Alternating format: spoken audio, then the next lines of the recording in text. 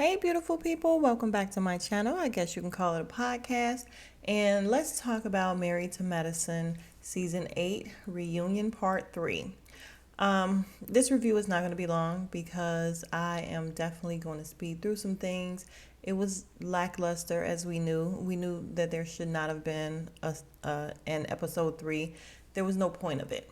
Had some funny parts, though. All right, let's talk about it. So we open with the men talking about the life coach again, and we're back at Andy saying, so this is what convinced you guys, and they're all yelling, there's more, there's more. Scott says, maybe I'm not explaining it right. Curtis tries to explain it for him. I don't know what's wrong with him and Contessa. They can't speak for themselves. And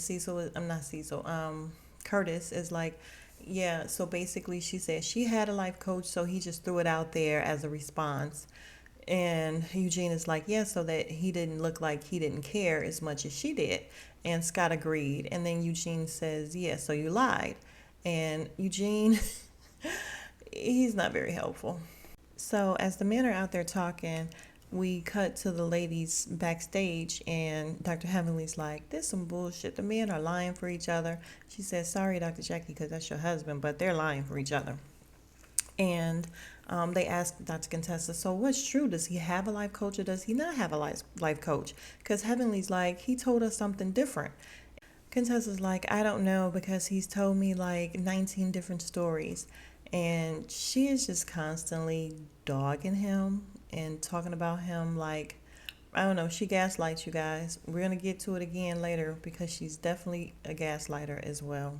So back on stage, Dr. Curran says that everything is just very confusing. And backstage, Heavenly is telling Contessa, well, when you said that you guys were separated, it did sound really final. So I can totally understand why he came up here. Contessa claims they have a timeline. And Heavenly's like, what's the timeline? She says by her birthday, she will not be in the same space. And Dr. Heavenly's like, has anything changed since you guys came up with the timeline? And she says nothing. No, nothing's changed. So Andy asks Scott, so if you knew about the separation, kind of like, why'd you come running up here? And he says, well, I knew about it, but it was on the back burner. And, we decided that we were going to work on it. He's like, but when Quad spoke about it, she made it seem like it's active and that's what's going on. And so he said, maybe Contessa didn't tell her that we're working on it or what, but I was just trying to see what was going on. Andy said, well, she said you guys had already been separated before when she was in school. Scott's like, that was like 2 years ago. And Andy was like, well, were you guys separated? And he says, no, we were not. So Curtis says that's the confusion, and that's where everything is confused, and they need to talk and get clarity because he's under the impression that they're fine and she's just at school, and she's saying that they were separated. So that kind of makes you wonder what Contessa was doing while she was at school. You thought y'all were separated and he thought y'all were still together. What were you doing, ma'am? So apparently at one point they had put the house on the market, and Andy asked, is the house still for sale? And he's like, the signs aren't up. And Contessa is backstage like, that's because he wouldn't sign off on it and he wouldn't let it go. And I'm like, Contessa, stop acting like you're a freaking hostage in a situation. She will do anything to clown him behind his back. I just want her to get a divorce or shut the hell up. For real. So Andy asked Cecil and Curtis how it feels to be sitting in on the situation because they had already been there before. And you guys, I never realized how slow Cecil talks, but he talks like this. And I'm like, get that shit out, Cecil. But he was saying how when he and Simone was there and she said something about a divorce, it was a shock to everybody on stage except him. He knew about it, but he felt like Scott was the one that was in shock when Quad said what she said. And Scott says, well, not really shocked, but the fact that we're back here, I thought it was tabled at the time. And Curtis says that they just don't communicate clearly. He said that Contessa refused to answer some questions, and then when Scott is trying to answer some questions, he's not being understood. He's not saying it well enough to be understood, and that's where their communication breakdown is. So Cecil tells them that they are in a dangerous place where he and Simone was, where when you start saying Listen, just do you. I'm gonna do me, you do you, and y'all know when y'all get to that point, there's no saving it at that, at that point. So he's like, hopefully they won't continue to be in that space. So now the ladies have joined the men on the stage, and we take a look back at everything they did for the Black Lives Matter movement and also the COVID testing when they were out in the park testing for Reverend Al Sharpton and also their meeting with him. Um, Andy started with Curran regarding COVID and asking how that went for him, and he said he had to close his practice down because everything he does is like elective surgery. He does plastic surgery, so the government's just like, no, nobody's coming in there right now. And he's like, that was really scary because we're building a house and we have nothing coming in. And the house is already over budget. So I can imagine the fact that money is steady going out and you have no idea when it's going to come back in. I mean, I'm sure he was able to get PPP loans, but you guys, when it first started, people had no idea. Like these companies had no idea what was going to end up happening at the time when they first hit and had to close. You had no idea that PPP loans would be offered and all that. So yeah, pretty scary. But I like Dr. Curran because he keeps it real. When they were on break and he was talking about Contessa and Scott, he's just so confused. He's like, it's just all confusing. The whole thing is confusing. The way they communicate and everything. And I was just dying laughing. Like, he's over it. I'm over it. We're all over it. So then we talked to Eugene about it because he's an ER doc and how everything went for him. And Eugene started off with saying that he's not trying to offend anyone, but when he hear other doctors say that we all went through it, it kind of sounds like all lives matter because no one has it as bad as the ER doctors. And I'm just like, while that may be true, I just don't think it was necessary to say, you guys, because at that time, anyone that works in the medical profession, my child is not a doctor, but she's in the medical profession, and anyone who was leaving out that door every day, putting themselves at risk and being around people that you already know. My baby was testing people left and right, so she's right there. They're all freaking positive half the time, and I just don't think it's fair for him to be like, comparing. That's such a Toya thing to do, in my opinion. Again, it could be true, but I just think that anybody that was in the medical field should have kudos given, and we shouldn't really be comparing.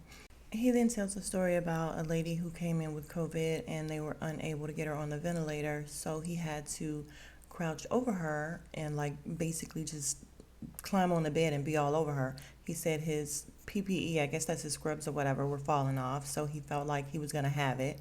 And he said that he saved her life that night. However, she died the next day. All of that is awful. And he said he just knew that he had COVID. Thankfully, he didn't, because Andy asked him if he ever got COVID, and he said no. So that was a blessing, and he started crying. It was so sad. So I'm not taking away from what Eugene went through. I just wish that the comparison would not have been there. That's all. See, y'all, that's why I love Dr. Jackie, because she just brings it right around and she does it in such a classy way. You don't even know that she's doing it. She said, listen, it was very hard taking mothers away from their babies. She's like, as soon as they deliver, you have to take their baby away and they're all alone. She said, so everybody in their respective fields can say that it was hard.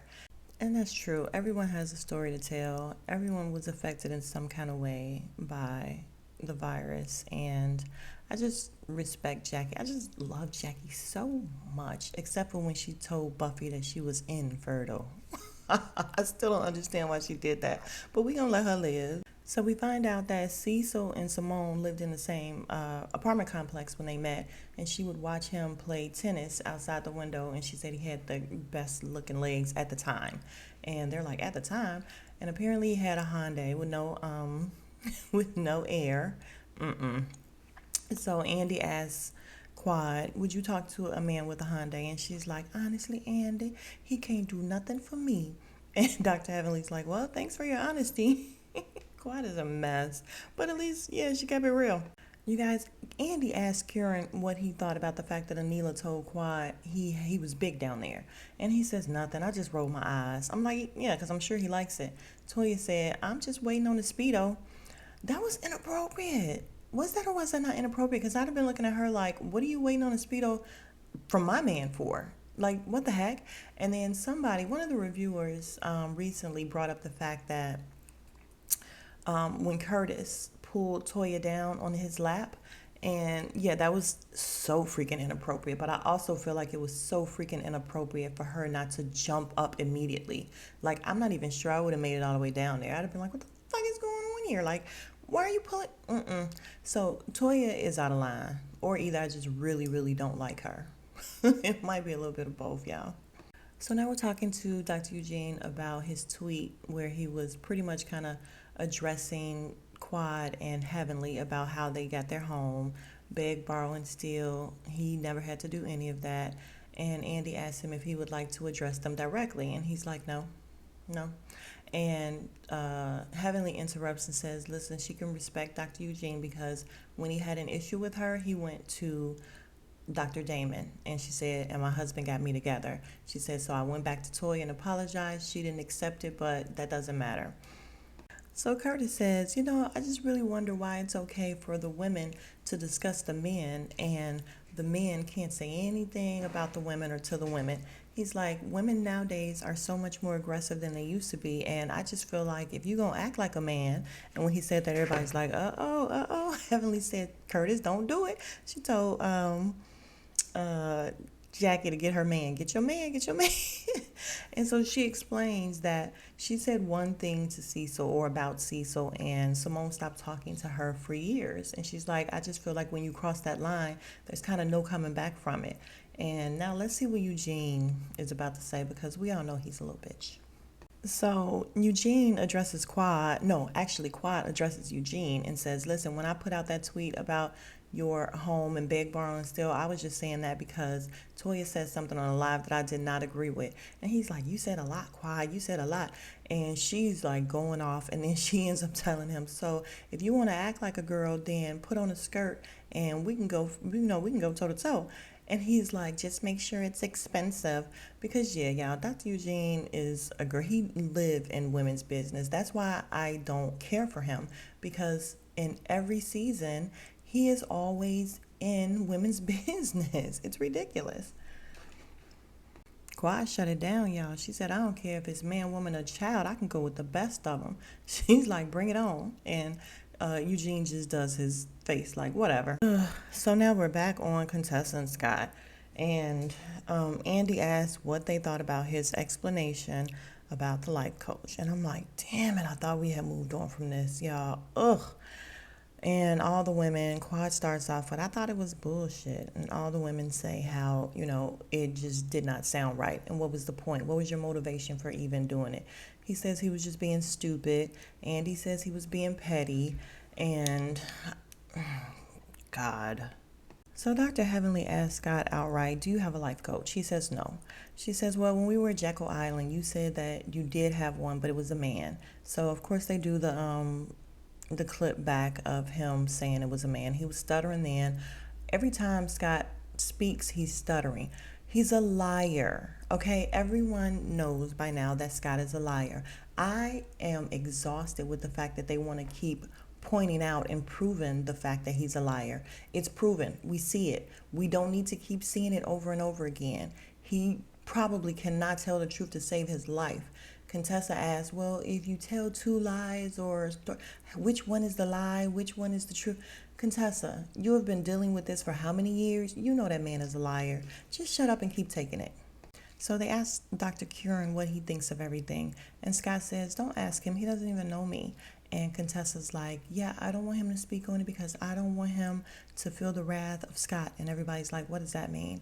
And she's like, if he's backed in a corner, then he's going to curse somebody out. And I just don't want him to get cussed out. And Kieran is like, first of all, I'm not afraid of being cursed out. I can handle my own. And he's like, secondly, I'm not going to back him into a corner. He's like, we've been talking about this all day and we're pretty much getting nowhere. It's confusing. It's going in circles.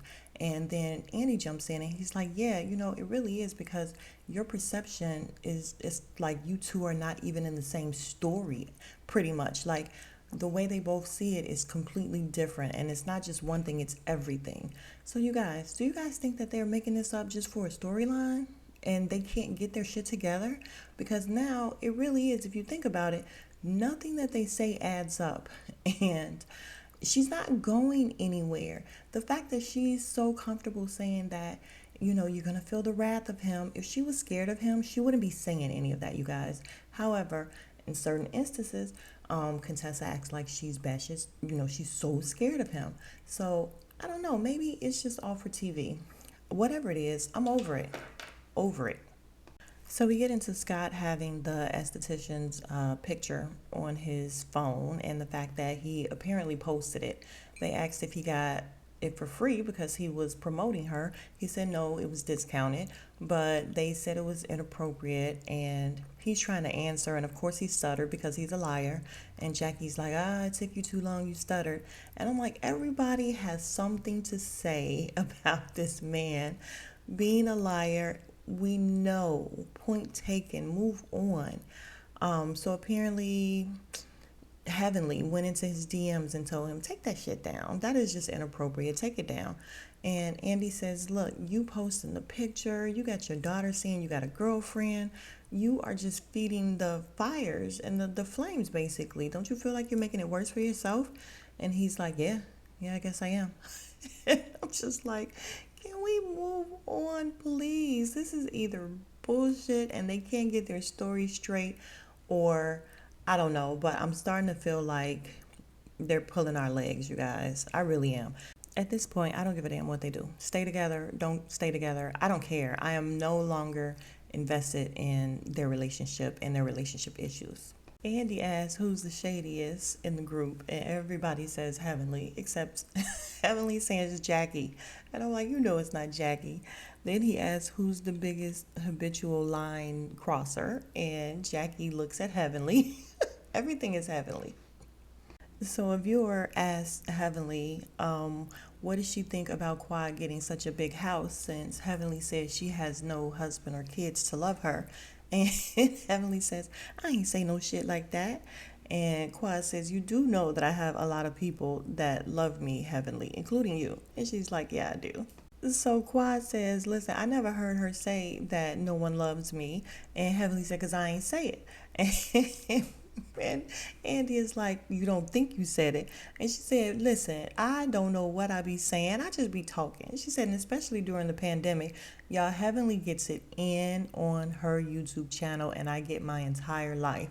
However, I could not be friends with her because when I tell you she will shit on each and every one of them at some point, she does. I like Heavenly. I think she's hilarious. Could not be her friend, though. So Andy is like, yeah, when you were in the car with Funky Dineva, you said it. And they show where she said it. And then she says, did they show that? And he's like, yeah, they showed that. She's so rude. So then a viewer asked about Anila, saying that what Heavenly does is easy and she could be a dentist if she wants to. And the viewer said that it's not that easy. And so Andy asked Heavenly if Anila could be a dentist, could she get her DDS? And Heavenly just says no.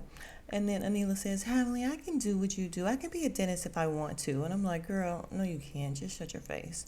And Heavenly's like, what I do is not easy.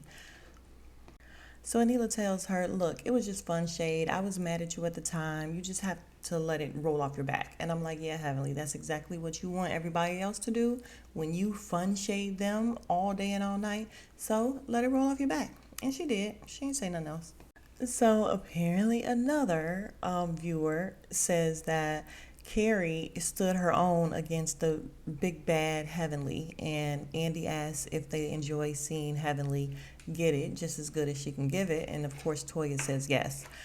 She says, but when Heavenly goes in, sometimes it's funny. I'm like, nah, sis, when she go in on you, it's hilarious, but it shouldn't be to you. It should not be funny to you.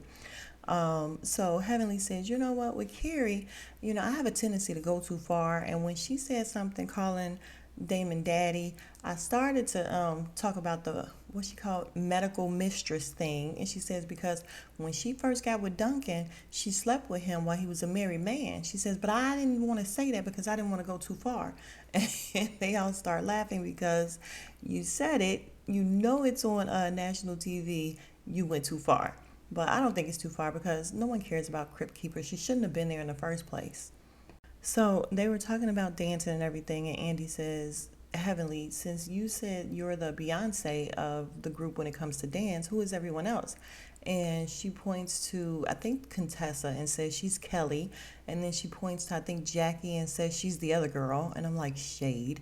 The other girl is Michelle.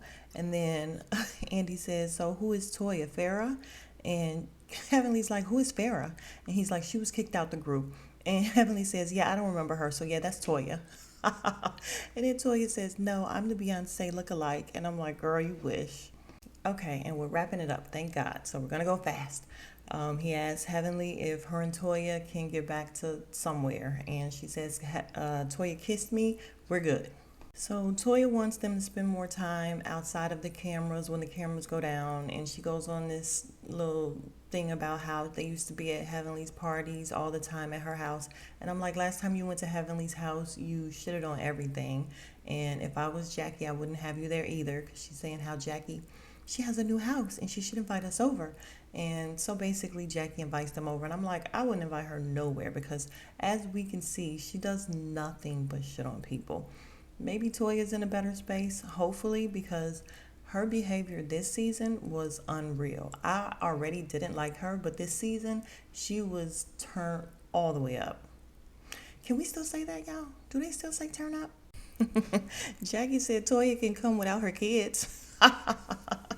Anila says she feels blessed to be there with so many women of color, so many strong women of color on TV. It's something that you don't see often, and she's really happy to be on the show.